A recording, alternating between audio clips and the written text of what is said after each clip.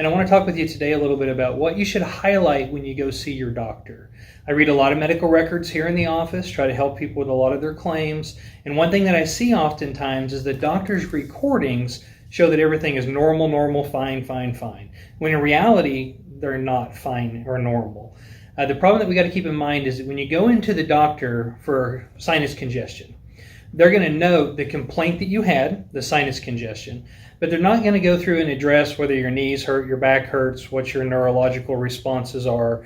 Those things tend to be marked as normal by default, and if you don't specifically complain about them, they don't get changed from normal. And so when Social Security comes back and reads your file later, they'll see a lot of times that you had normal sensation, normal functioning at this visit, and that contrasts with the other neurological reports that say that you have numbness or tingling. Confuses the folks at Social Security. From their perspective, you were normal most of the time. Occasionally you had numbness. When in reality, you might have had numbness all of the time as opposed to just some of the time. So it's real important that when we go talk to the doctor that we articulate each one of the problems we have at each and every visit. We want your records to read as though your condition is stubborn and hard to treat.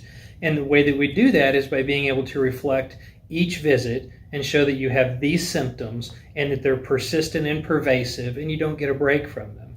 So real important that you're consistent with your complaints. You tell the doctor what's going on. You may be being seen for sinus congestion, but talk with them about your fibromyalgia and how it is at this point, because we need those records to reflect that later on. Another thing that I would tell you is when you go in and talk to the doctor, don't get in the habit of just saying, I'm fine.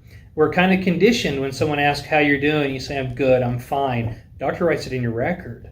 And if you keep telling the doctor that you're fine all the time, don't be surprised when their records say that you are.